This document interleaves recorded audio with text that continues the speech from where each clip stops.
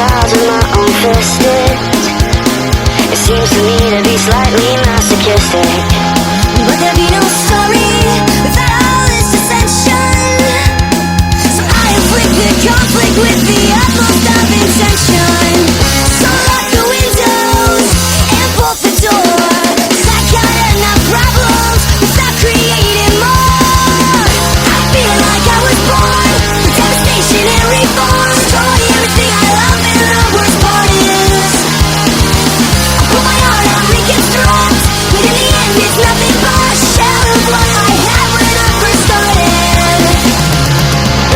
Thank you God for giving me the insight, so I might make these wrongs right, if and when there ever is a next time.